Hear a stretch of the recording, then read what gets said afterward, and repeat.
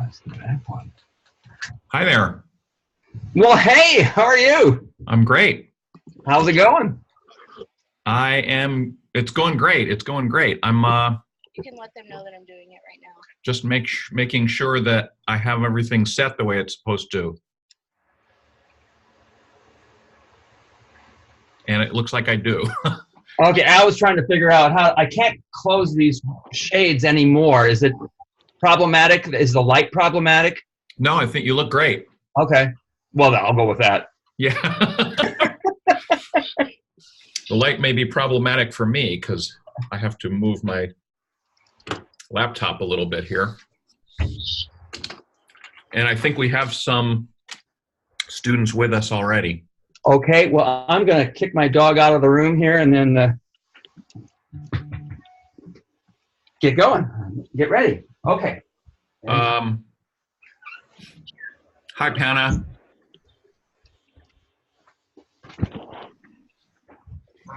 Hello. And who's that? This is Panna. Oh, Panna. Okay. Yeah. So you're just on audio, not...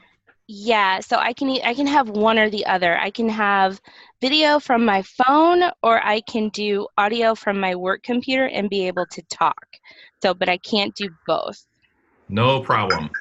So I said hi. I already said hi. Yeah, we were chatting. Yeah. Oh, terrific. Yeah. Yeah, we couldn't make it work with both. So I'm just gonna go ahead. I'd feel better if I could chime in to have a conversation with you guys. So. But Absolutely. I will be muting my mic now because I have a ticket that came in. I got to work real quick. Okay. And I think we need to wait until for the top of the hour so that Sure. Anybody who is able to join can have the opportunity to do that. Okay. I will tell you that I got questions from many of the students who most of the ones that sent me questions can't be here. But they were required to send questions that I can ask. Okay, good. And we have another one who joined. This is Brenda, right?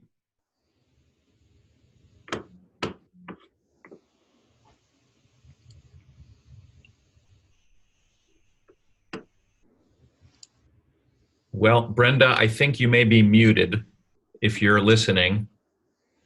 And you can unmute yourself by looking down on the lower left of your screen if you're on your computer. Otherwise, I can ask the question that you sent in on your behalf. You can also chat with us in the chat box. So I'll leave that up so I can see it. How are things going with you, Gary? They're going well. They're going well. And in particular, this semester I'm on sabbatical, and God knows those are blessings.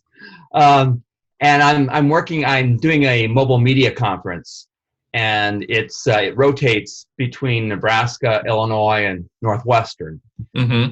It's at the end of October, and it's at Illinois, Champaign-Urbana this year, and it's a 2-day conference focusing entirely and only on mobile media.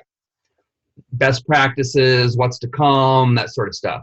Fantastic. Yeah. Well, I know the students are interested in that since that's what your bio talks about prominently. So that's one of the first things I think we'll get to when we dive in here. When I launched the meeting, it started to record automatically. So it's been recording us for the last couple of minutes. And I think we've just got another minute to wait. Okay. Something else I did is I started a global news class, and what I do is using Zoom. My students talk with students in a classroom in Oman, and they do that once a week. And then on the other class meetings, they study things like social media and fake news and the spread of fake news and social media worldwide and all that. But the idea of these students talking to students who are so opposite them, they just loved it. No, that's fantastic. Yeah, yeah. Okay, well, I think we should go ahead and get started. It's 4 o'clock, top of the hour. And I don't need to do any introduction because I introduced you in the classroom. Oh, okay. So they had some links to some of your background, Gary, and I don't want to spend the time repeating an introduction here that they've already gotten. But I thought we'd go ahead and just dive in. Anybody who is on the call with us now, you can, raise your hand, chime in if you have a question. You can ping us in the chat box, and I'm watching that too. So if somebody has something there, we can get that question answered. I thought I'd start us out with a few questions and then transition to some of the questions that the students submitted in advance. But as I said, I'll be sure to make time available for anybody who's on the call too. So as I was saying, when we were just chatting a second ago, you mentioned the Center for Mobile Media, and your LinkedIn profile says that it's something that you're in the process of creating. And I wonder if you could talk a little bit about what it is, what the process is to get this up and running. What are some of the goals? What are some of the barriers? Yeah. Let me start with the barriers. The barriers were people who really, everybody understands that mobile is important because they use their phone for everything. But exactly how we can use that to advance storytelling, advance information gathering, distribution, and all of that, not everyone can envision. So one of the things that I do with the Mobile Me and You conference is invite people from the industry who are doing mobile media best practices, but who are also doing experiments. And lots of things are working for them and a lot aren't. And have them talk about that. What are they learning about their, what is CNN learning? What is the Washington Post learning? What is the New York Times learning from their storytelling on mobile media and their attempts to reach out to audiences on mobile media? And like, why are they doing Snapchat? Why are they, things like that. So the conference is an attempt to help people sort of visualize, well, here's what could be talked about and studied. So then from that point forward, it's thinking about where do industry and academia either collide or combine on their issues and their needs for mobile media, and how can we create an audience on campus of students that industry wants and needs and can study, and then get feedback from and create that loop. So that's sort of the barrier is envisioning, and the goal is creating a sort of an academic industry collaborative. When we talk about mobile media, are you specifically talking about mobile phones, or do you have sort of a working definition of what you mean by that? No, actually, it's just pretty much anything that's portable. So we talk about wearables. We talk clearly about phones and iPads, but obviously, if you're talking about mobile media, you have to be talking about social media, and then it's various social media platforms and which ones reach which audiences, and how do you change storytelling between Instagram and Snapchat. So we talk about AR and VR and VX and all of the various 360 videos, and then we talk about drone journalism. We talk about sensors. So it's anything that is pretty much not anchored to a desk. So we need to define a couple of those expressions that you just mentioned. AR, augmented reality. Yeah. What's your shorthand for what that means? Well, with the augmented reality, it's pretty much, one way of looking at it is overlaying additional information on either a photo, a video, or whatever. So, with augmented reality, and Google Glass started to do this sort of thing. If you could walk down the street and look at a building, and then access the property records for that building and see what they paid for taxes last year, or see what crimes, have any crimes been committed in the area. And so you've got overlaid on that building data about the building, about the area. So that's the sort of augmented reality. And that's, I think that sort of thing is great. Like, we need an augmented Yelp.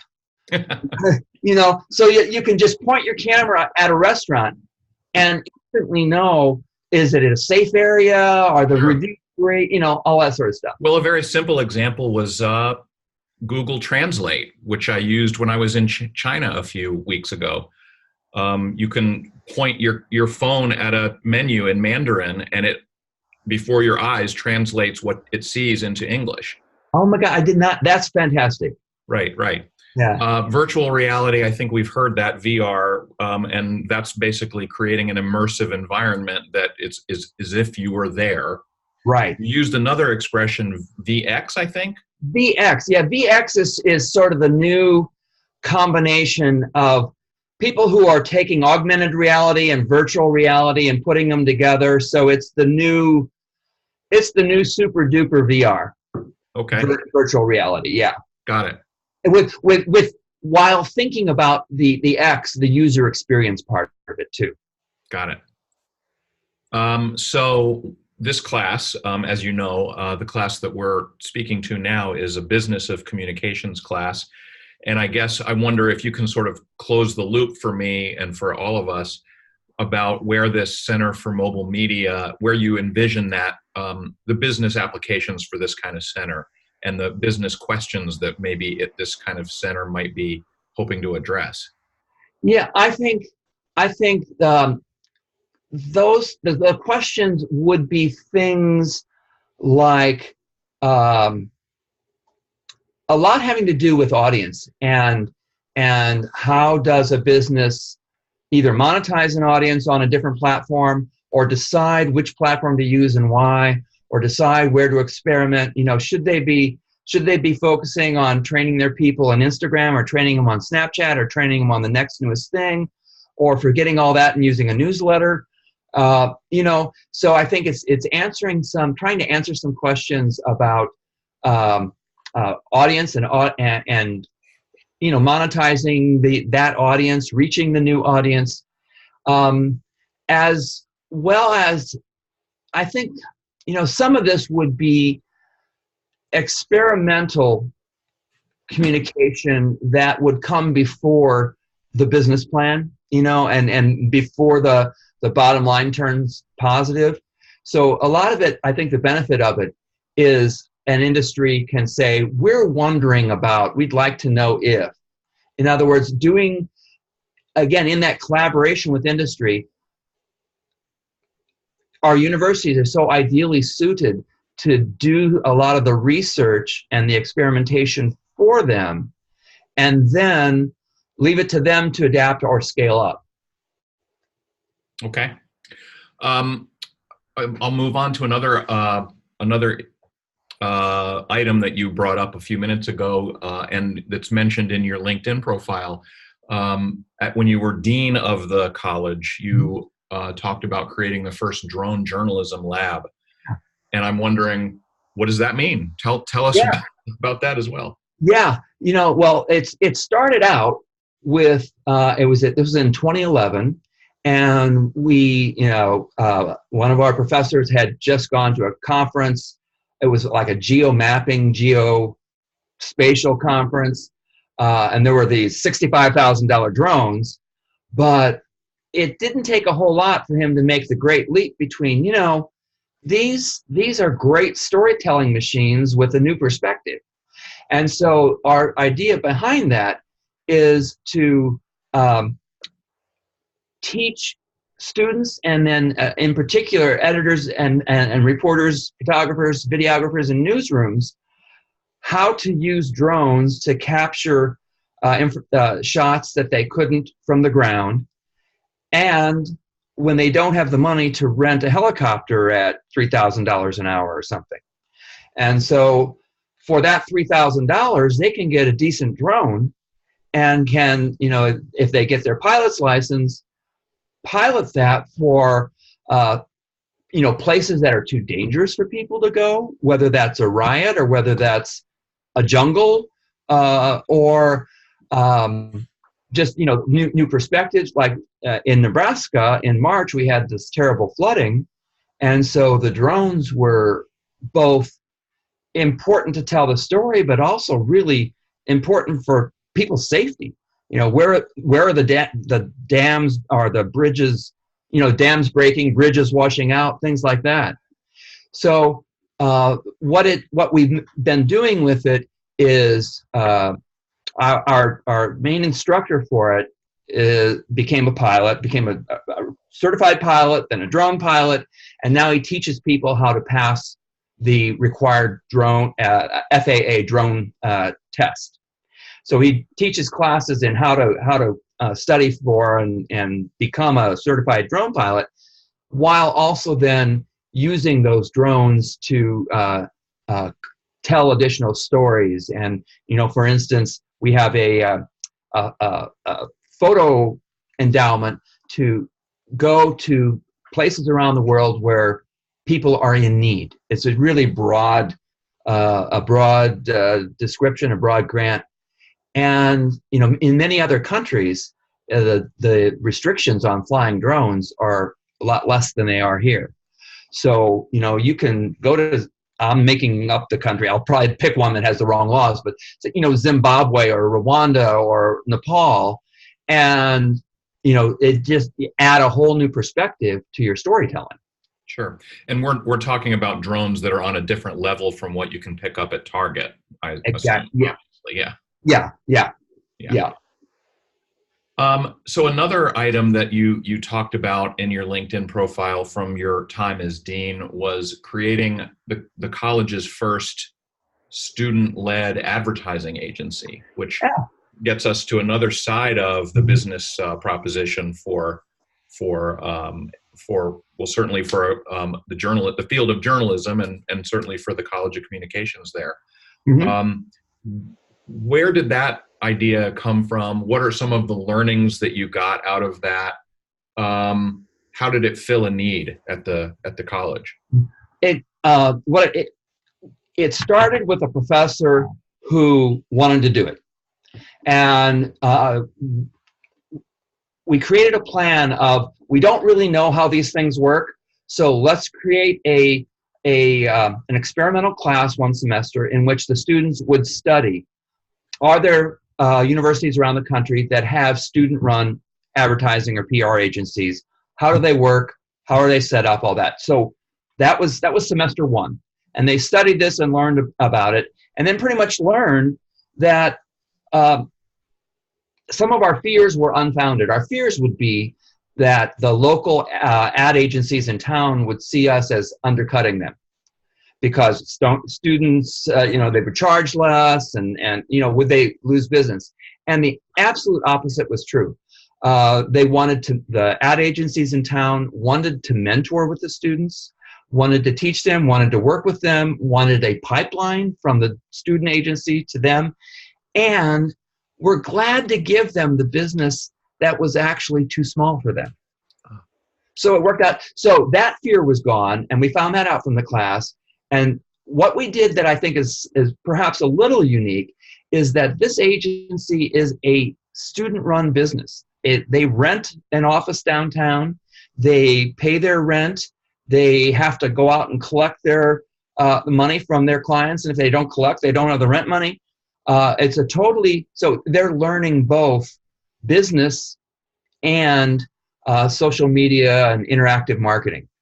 How long ago did this begin? This also began in 2011. Mm-hmm. Yeah. So in media terms, that's an eon. Yeah. I mean, a lot's happened in the last 7 years, 7, 8 years. So I wonder, is it possible, are you in a position to speak to how that agency has had to adapt and change and learn new, new expertise over those 8 years? Yeah, it started out with them sort of using skills that students have in social media. So, proposing here's how to, we'll do an Instagram story. Well, there weren't even Instagram stories then, but, we'll do a Facebook page. We'll take over your Twitter account, things like that. So first of all, they had to expand to new platforms. The main thing they had to expand to was get much better at video. Much better at video, get better video cameras, not just use the phone for it, and get better at video editing. So a lot of their clients want their stories told, but they wanted video stories. So concentrating on better video was key. And then what has happened since the beginning is that we've had students from around the university join in. So a graduate business student came and worked in the class, and an art design student. And so it's a class for amalgamating these different talents of telling stories, mainly visually. Mm-hmm. And then I think the thing where they've had to grow is getting clients and running the business, and that whole focus. So it's, they're not doing drones so much, and they're not doing augmented reality or virtual reality.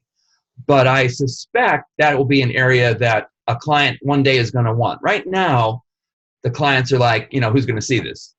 For like if it were virtual reality or augmented reality. Sure. But 360 video, they've had to learn 360 video.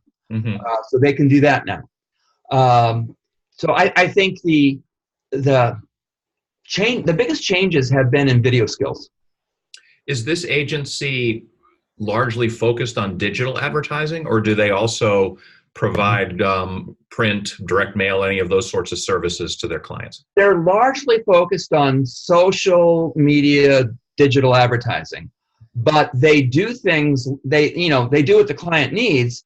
And one of the things they did was create bus wraps, and bus stop signage and things like that. So yeah, their feet are in both worlds. Mm-hmm. Their emphasis is social media, digital, in particular because their clients are usually small nonprofits that have had no money and no training in social media, digital. Sure. And another thing that you mentioned in your LinkedIn profile was PR. Mm-hmm. And I wasn't clear what the context for that was. Was there a PR component to the college program or to this agency? How did that fit in? Well, when I was dean, there originally was not PR at the college. It was just teaching advertising. Mm. And we realized, that just doesn't work. So we needed. And I wonder if you could make sort of define the difference for us, how you see that. Mm-hmm. Well, the sort of the classic advertising is paid placement versus public relations, which is earned. And so we were focusing only on how to get clients to pay you to do their stories, and we weren't focusing on the client, getting the stories out the way public relations agencies do, through all sorts, whether it's through events, through creating news, through getting coverage that you don't pay for. So mm-hmm. that was what we added, and in particular, we've tried to add doing public relations with social media. So one of our faculty in particular studies companies' social media responses, in particular to crisis management. Mm. And then how have some really handled it well and some handled it disastrously, mainly because they don't understand the cultural norms of social media. They think that it's just another tool for the business to use in the authoritarian hierarchical way that they operate a business. And they don't understand that, no, if you enter social media, you've entered a new world, and it's not authoritarian and hierarchical. So I'm going to come back to that in a second, but I want to tie this into something that we've just been talking about in class. One of the articles that one of our students suggested that we discuss in our latest module was about this campaign around Popeye's spicy chicken sandwich, which Yeah. maybe you're familiar with that. And this particular story talked about the estimated value of this campaign being somewhere in the order of $60 million or some ungodly amount of money. Yeah. But it takes in a lot of what you're speaking about here. There's a digital there's a digital marketing component to this, but there's also earned media in terms of ways that the organizers of this campaign were able to get coverage from news organizations of this phenomenon of this chicken sandwich. Yeah, exactly. And like, how do you make something like that go viral? Why this one? Why, and, I don't think we know the answer to that yet. It's like, why and why at this moment does something go viral? Sure. Well, one of the students, Brenda, who is on this call, had asked a question about, I'll just read the question and then maybe put some context around it. How do you think online news on social media platforms affects the general population? So we could start with that, but I would like you to talk a little bit about social media from the perspective of not just from news, but from marketing and public relations as well. Well, so how does online media and social media affect the general population? Yeah. We have a greater chance to be informed today than ever, and so anybody who wants to be informed is able to better than they ever have before.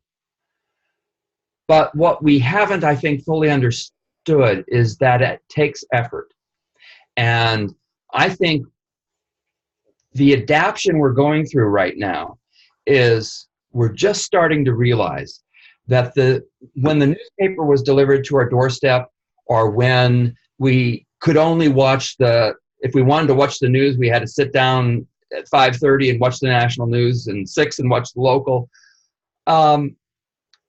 It wasn't just, providing us the news, but in the back of our minds, we realized that this was a professional, trusted organization that had verified what it was doing and had already earned your trust and credibility. And so that when you're reading the news in that newspaper, you're not questioning or doubting everything that is said. And you don't have to take it upon yourself to do any work to go check it out, because you're trusting the fact people trained to do that have checked it out, have verified it, and to the best of their human abilities, have given you what is openly and honestly the best and truest that they can deliver. Now, when anybody can publish anything, and there's so much good and so much bad out there, it takes effort on our part to wade through that to find the good stuff. And I don't think we have all, as an audience, or each individual audience member, fully accepted or understood the fact that although mobile and social media transferred enormous power to the audience, away from the former decision makers, the editors, the news directors, and that power will never be returned. It's always now with the audience. I don't think that we've all fully understood that with that power comes responsibility, that if we want true, honest information, we now have to work harder for it, because journalism has been diminished. There isn't as much of it. There aren't as many people to do it. They're not as many people to do all the fact checking.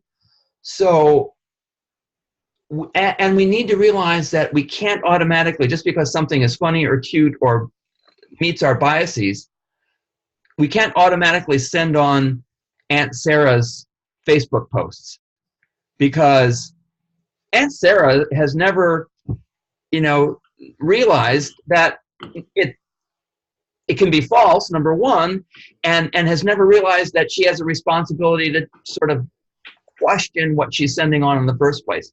So it all comes down to, I think we need incredibly more media literacy training, starting like in elementary schools. Yeah. I agree with you in terms of media literacy. I think it's really important. Pana was just commenting in the chat. I did my interview of an older gentleman I work with. One of their assignments was to speak to somebody who was perhaps a generation or two older than them about their news habits. And Hello. she said, Hey, go ahead. Hi. Yeah, hi. So I was talking with him today, and one of the things that he was saying was pretty much exactly what he was speaking to, that the news now, there's not much fact checking that's going on, because as soon as the story hits, it's being posted somewhere, whether it's on Twitter or Facebook, or these news feeds are being updated. And he was basically saying that you can find a news source website to agree with exactly your point of view, that there doesn't have to be this fact checking that there used to be, that when there were newspapers, a reporter really took a story and they did all the fact checking and they did all the digging and they did all of the work that goes into that before they posted it. And now we put stories out there so fast, it's kind of up to us to decide what's real and what's not. Yeah, exactly. Not only to decide, but sometimes to actually do some work, Yeah. to try to see, well, is anybody else reporting this? Is this story, the whole entire story is based on no one who's named? Or is the entire story based only, on one point of view? I mean, we need to focus more on that. And what I think that means is that the idea of brand and the credibility that we have in brands is stronger than ever now. If you trust the Washington Post, you're going to trust the Washington Post, no matter whether it's on Snapchat, Instagram, or the newspaper. And if you don't, you probably won't. But it's the idea of finding a news brand that has proven itself to be true, I think, is critical, because then it becomes a shortcut. We don't have to do all that checking if we find the brand that is still doing it for us. Right. And the other piece of that that we haven't really touched on is this media environment that we live in now has also allowed us to become very fragmented. If you want to find somebody who is only going to tell you about barn swallows, be able to find a website or an app or something out there that focuses on that tiny little niche, and they'll tell you everything you're ever going to want to know about that species of bird.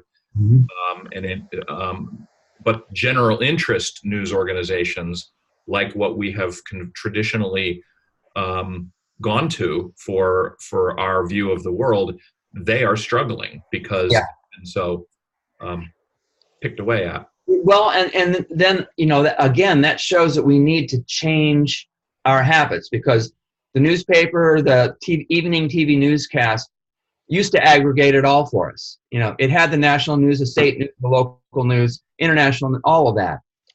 Now we might have to go to 5 different trusted sources for each of those. Mm-hmm. And, the work has on the audience and the receiver has increased geometrically. Yeah. Well, and you brought something up about the power shifting from the newspapers and the decision makers and the editors and whatnot to the audience. Mm-hmm. And in the same way, when we're speaking about marketing and public relations, it's shifted away from brands to the audience. A brand like Nike or Budweiser or Chevrolet does not have control over the message that it wants its audience to hear about anymore. Yeah. And I wonder if you can sort of tie this into that side of the equation. Well, let's probably the greatest example of that is President Trump, because offhand, I think his combination of Twitter followers and Facebook followers is nearly 80 million people. Well, that is larger than the Washington Post's circulation and social media following and the New York Times circulation and social media following combined. So President Trump can get his message out without it being verified or checked. He can go right over the heads of the journalists, go directly to the people. And the important thing about this is it's not just that he can get the message out when he wants, but he can also get it out whenever he wants, to the second. So rather than planting a story and hope it appears in a week in the newspaper, he can change the agenda and change the conversation in 30 seconds. And that's, it's just a whole new world. He's an expert at it. Yeah. And it really shows. But I think it applies to brands and audiences also. I wanted to ask Hannah what the person you interviewed, mm-hmm. did they have a reaction to this? Do they think there's an answer? Is it hope? Were they hopeful or hopeless? I mean, he's an older gentleman, so he just turned 65, and he gets his news source pretty much solely from newspapers. And hold on, let me bring up my questions. But he didn't feel like the integrity was here anymore, as far as when something is reported.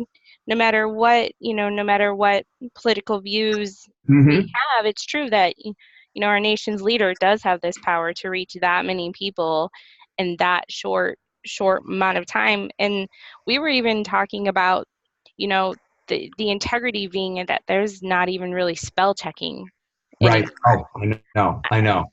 There's this concern of getting the story out there first, and we'll deal with facts and we'll deal with everything else later. This is what we have right now. I totally agree with that and understand that. And I'm starting to think that news organizations, to preserve their credibility and to create credibility, particularly among younger audiences, they are going to have to be willing to not be first all the time and be right more of the time. Yeah, I mean, that's definitely the most important thing. And I come from a generation of, I don't watch the news. I don't read the paper. I tend to stay away from political discussions. I don't tend to really lead, this way or that way. So when it comes to me getting a news story, it's because it's been talked about enough on social media to make me want to go, okay, now where can I investigate this at? But then for me, I put in a quick Google search, and it's usually whatever pops up first. But how am I to know that that's a trusted news source? Exactly. It's just what comes up first Mm-hmm. for me. And I'm like, okay, well, this sounds, this sounds good, where you would really have to check several sources and see what they have right and really do fact checking. And honestly, I just don't have time. Exactly. And that's why you need to find that news brand that you can trust that will do that. You mentioned something too that it's really interesting. The difference between Kurt and me when we were getting our news and you guys, the students, Mm-hmm. is that we very purposely sought out the news because that was the only way to get it. We had to call the newspaper and say, please deliver to my doorstep. And we had to be there at 5:30 if we wanted to watch the national news. And your generation expects the news to come to them if it's important. Exactly. It'll come to you over social media. Yeah. Yeah, there's no reason for me to actively seek out news because I'm going to hear about it eventually if it's important enough. And honestly, when I go to these news sources like Fox News or the Washington Post or St. Louis Post-Dispatch, or if I happen to actually seek out the news, I'm like, oh, this is so bleak. This world is so awful. Well, it was always like that. That is true.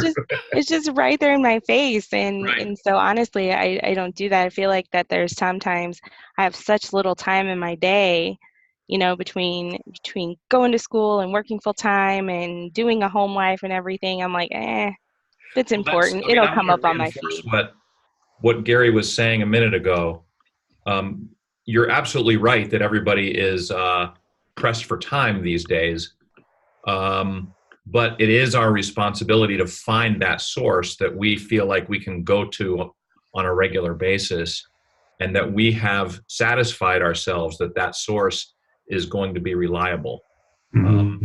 I'm sure all of us have that example where somebody posted something on Facebook, and it turns out that they posted it from a satire site. Yes. They were outraged about whatever this headline was, but somebody else in the comments had to point out, oh, this was satire. This was a spoof. This isn't real. Yeah. And then you have to go, oh, sorry. Yeah, Let me just take that down real quick. I'm going to shift gears a little bit. A couple of students asked a similar question, and I wondered if you could care to prognosticate a little bit, Gary, about sort of what's the app or the tech or the idea of the future in terms of getting informed. What are the new ways that you think we're going to be staying up to date on what's going on in our world? I think that more and more the combination of voice and artificial intelligence. So that whether we're speaking to whatever device we're speaking to, or it speaks back to us, and it does so with the intelligence of searching our trusted sources, searching our trusted social media commenters, combining it all together and telling it to us. So I think that I don't think we're going to need to be as active a news consumer, because I think that all of our devices, when we train them, will tell us what we want/need to know. But I think it's the combination of voice and artificial intelligence right now. Mm-hmm. Mm-hmm. Sounds good. Are you seeing anybody sort of making moves in that direction? Anybody that we should keep our eyes on? I think all of whether it's Amazon or Apple or the whatever speakers that that and voice control they have, I think they're all heading pretty much in that same direction, and everybody's just trying to work out the rough spots and understand our voice better, so that it doesn't send us off on a wild goose chase. But I think that Amazon and Apple have really made strides that are really important. And what I wish is that news organizations were in that. It's with all of these voice control devices, like much of the other technology that we've had since the early 90s when the internet and the web came along, news organizations are trailing. They're not part of the development. That's, I think, a real problem, because then the news organizations try to figure out, how can we use Amazon Echo? How can we use what's already there, rather than how can we take this technology and design it for news? Sure. I think you're spot on there too. And as a guy who's kind of in the tank for Google, you've been leaving them out. Yeah, and that's not purposeful. No, because I'm a big nerd about this. I have a bunch of Google Home devices all over my house, and I love the fact that I can basically pretend like I'm on the Jetsons, and anytime a question pops into my head, I just ask it out loud, and Google will tell me the answer. Yeah. And at the flip side of that right now is privacy concerns. Sure. Because it's always listening, and all these devices that you can talk to, they're still passively listening to you. Mm-hmm. And again, what do we care? What are the new ethical and privacy issues around all of this? And the technology right now, I think, is moving faster than the answers to those questions. Sure. What are some of those questions, do you think? Those ethical questions? Well, first of all, do you even know? Should it tell you? Should you be aware that it's listening to you? Should you be aware that, it can turn itself on? And, are you aware that it's taking what you say and creating profiles of you for then giving you either stories, which you love because it's so spot on, or advertising? Or, does it creep you out because you talked on your phone about, I think I'm going to need new tires. And the next time you log on to any device, there's an ad for tires. So I think those are some of the questions. It's the privacy questions we haven't fully confronted. Yeah, I agree. It's privacy and as you say, transparency. Yeah, I think we have all had that experience, the tire example that you're talking about. And it often comes down to that saying that you've heard people use before. If you can't figure out what the product is, you're the product. That's good. Yeah. And so we get a lot of these services for free. Yeah. There's so much that you can do with Google services and Google products for nothing. Mm-hmm. But in fact, you are giving Google something. You're giving up a piece of your privacy. You're giving them information, and you're giving them the ability to market to you using that information. And in some way, up in the cloud somehow, they're also giving that information to Facebook, so that when I get on Facebook, now I'm seeing those ads. And to add to that, just ask any Mac user, anyone who has all the Apple products, the MacBooks and the iPhones and everything, they will tell you that that's the number one reason why they have those devices, because Apple is supposedly that much more secure. I don't know if that's true or not. I never really put much stock into it. I have heard that too. Yeah. And I don't, I also know, I think some of it's hype, but part of Apple's some of it's hype, but I also think that's also why Apple charges you in hard cash for some of the things that they provide for you. Oh, absolutely. Even down to their apps. Right. Yeah. You're going to get it somewhere. Yep. Yeah. And then another of the ethical questions is, okay, if Google, Apple, Amazon are listening and storing all this data and storing all the things we say, we don't have the laws yet that I think fully protect it from government intrusion. And what is a search warrant anymore?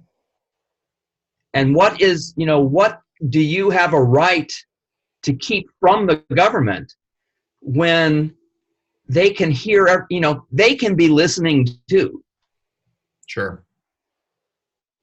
So we'll transition a little bit from in this ethical question, not just sort of ethics writ large, but one of the students, Kim, was among her questions was, do you have a personal example of when you've had an ethical dilemma that as a journalist that you had to grapple with?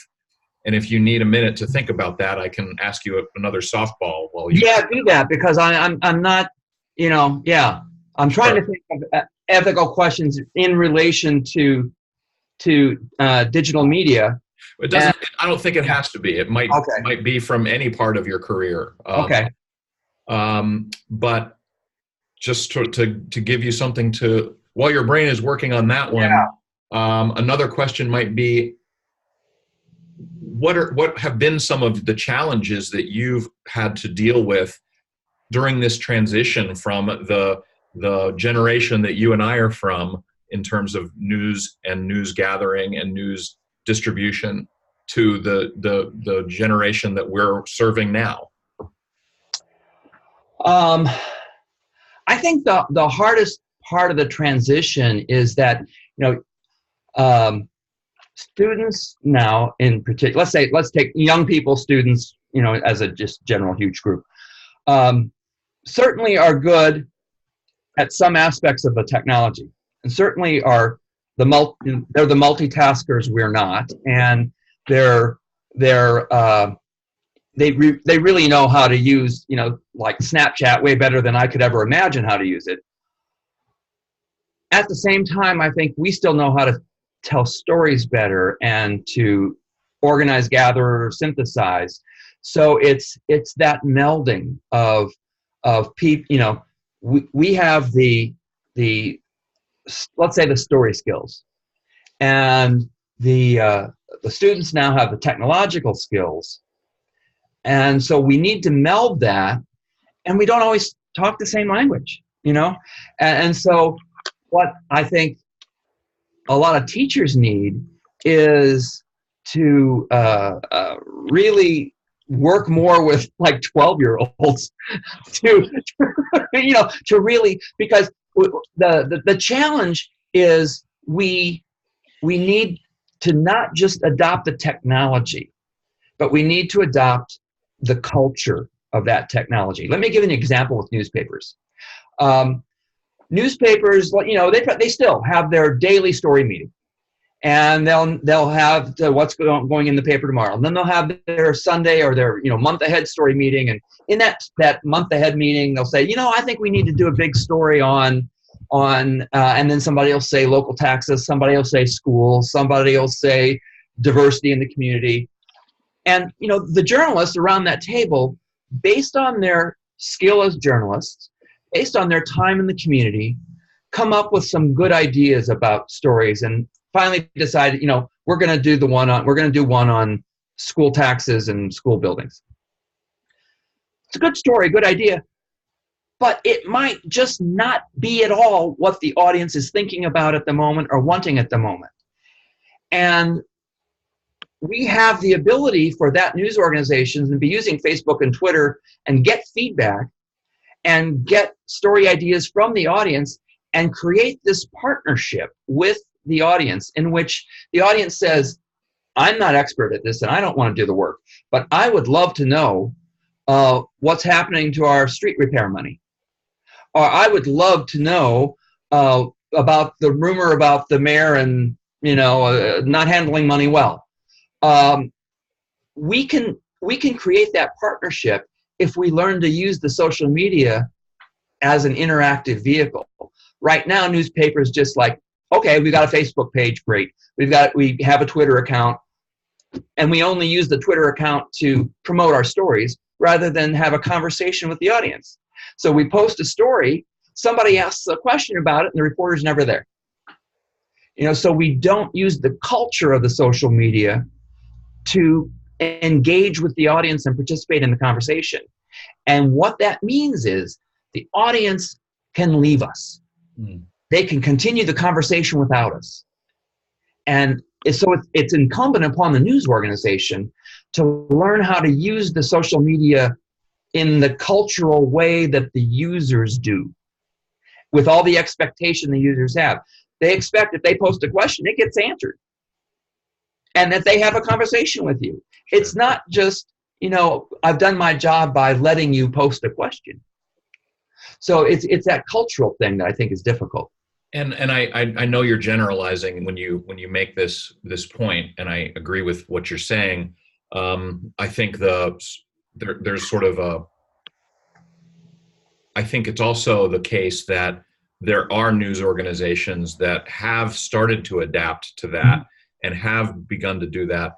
But my experience has been, and we've made this point earlier in this conversation, conventional, traditional news organizations have always tended to be slow about doing this. Exactly. Exactly. And it's not to drag. We've had the experience of having to drag conventional news organizations into the blogging age, and we've had to drag them into the age where they've used video or Twitter in order to engage in those conversations. Meanwhile, newer upstart news organizations are born with that in their DNA. Exactly. Exactly right. Yeah. And yeah, it was a generalization about traditional organizations because it's not the norm yet. Yeah. I want to answer the ethical question. Great. You gave me enough time. I guess this is combination ethical, professional responsibility question.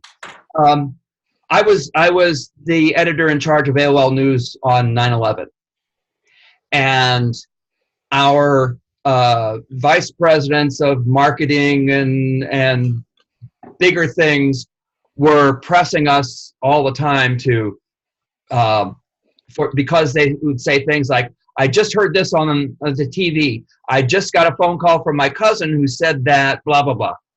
And my vice president at the time had heard that the Golden Gate Bridge was the next target of attack and ordered me to put that on the homepage of AOL, on the welcome screen and the homepage of AOL News, that the Golden Gate Bridge was the next target of attack. And I absolutely refused. And I told him, fire me if you want, because I will not put out a rumor on a day of horror and fear that could add to that. If we confirm it, following our traditional means, of course I'll put it out there. But because your friend told you, no, I will not do that. We never got along from that day forward. Yeah, yeah. Right call. Yeah. That's And you know, it's such an obvious call. And the thing of it is, I mean, my life was miserable from that day forward with that guy. Yeah. That's no good. Wow. That's an amazing story. Mm-hmm. Thanks for sharing that. Yeah, yeah. But it's emblematic of stories that I've heard in other cases too. I think you know Kathy Best. Yeah. Who used to be the editor at the Seattle Times, a newspaper that won 2 Pulitzer Prizes under her as the editor. And she has shared in previous versions of this class stories about the care they took during the coverage of the mudslides, for example, that happened out there. The care they took in reporting things on Twitter that were verified and not simply retweeting stuff that had been rumors. Yeah, and actually that's another ethical issue. I think that somebody without enough journalistic training thinks that they are absolved of responsibility if they retweet, because I'm not doing it, I'm not saying it, I'm just retweeting it. I'm just passing it along. And, you know, that makes you guilty. Yeah. Yeah. So Samantha, one of our other students, asked a question, essentially and we've touched on this a little bit, the rise of citizen journalists and bloggers. Do you view this as a positive or a negative development for our world? I'm a real Pollyanna about this. I mean, I think that you know, digital media and in particular mobile media have broken across every digital divide that you can possibly think of, so that people who are rich and poor, young and old, white and black, black and brown, in country, out of country, educated, uneducated, you think of a divide and there's an equal number on each side that has mobile devices. So that means we can all have the potential to be in the same conversation, which means we have the potential to, you know, I hope, spread the truth and get information out to people to help them improve their lives. I understand it's not being used that way right now. And there's a lot of misinformation and false information and purposely false information that we need to fight through, and that's why we need the media literacy training. Sure, but overall, I think that the idea that everybody's story can be heard and told, and that none of us is a specialist in everything, but there are many specialists out there. You know, let's look at Dan Rather and the reporting of the election when he reported that George Bush was absent so many times from his guard duty. I think it was reserve duty or guard duty. That, you know, they had a report saying that he like virtually never showed up, and it was just, a cushy thing rather than actual work.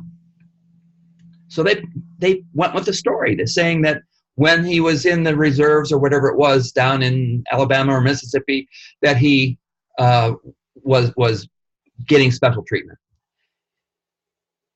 And they, at the beginning of the internet age, they thought, well, this is cool. We will also post our source documents because we're that open, good news organization here. Here's what we based this story on. Well, who knew that there are specialists in IBM Selectric typewriter fonts? Because there are. And somebody looked at that and said, that's a fake document. Mm-hmm. Because the typeface of that document was invented after the date of the document. And so, in that sense, the digital media, the interactivity, everybody online, really helped truth come out. Sure. So your point being there that the citizen journalist yes. was in a position because they had a certain level of expertise. That citizen journalist was in a position to provide more perspective and context and insight than the professional journalists. That's what I hope to say. Yeah. Very well said. Well, I mean, and it still goes back to what we talked about earlier, the idea that the citizen journalists, citizen bloggers can have their niche, their area of expertise, but we still, as consumers of information, have to develop a certain level of trust in those, and they have to prove to us that they're worthy of that trust by the content that they produce and the credibility they develop over time. I mean, when I was still working at the Post-Dispatch, I supervised our religion writer, and I wish I could remember the name of this blog that covered the Catholic Church, but it was literally a guy who still lived with his parents and blogged from his house about the Catholic Church, and was really good. Uh-huh. And my reporter frequently would use that as context to find stories because he had proven himself to have a network of sources and to be plugged in. Exactly. Yeah. Exactly. So we are winding down to the top of the hour again, and I guess I just want to leave a minute or two, Gary, for you to, is there something that you would like to leave the students with, knowing the context of the class that we're taking, this business of communications? Where are we going? What? And it doesn't have to be specifically about journalism, but yeah. Communications writ large. What is it that you would want to be sure to leave us with? What I want to say is that advertising, public relations, journalism, any other form of communication in the digital, mobile, sensory world, we don't know how to do it yet. And that's why it's really important for students to study ethics and responsibility and good storytelling, starting with how do you gather information, how do you organize it, synthesize it, analyze it, and then present it. And for many of these things, there's no wrong way to do it yet on a new platform because there's no right way to do it. And the point of all that is to say that students today can really have a major effect. All of the work, all of the ways that things are communicated haven't been figured out yet. And so there's a great opportunity for students to have an effect way beyond what you and I could have had when we were 25. Sounds great. Good place to leave it. Gary, it was really good to see you again. I appreciate you taking a few minutes to talk to us. Curtis, if they have any follow-up questions, would it be possible for them to reach out to you directly? Absolutely. You have my email. Yeah, I'll be sure to make sure they have that. Okay. And if they need my Twitter, it's my full name, @Gary Kebbel. So all right. Great. Either way there. thank you for asking. This has been great. All right. You take care. Thanks, Kurt. Bye-bye. Bye-bye.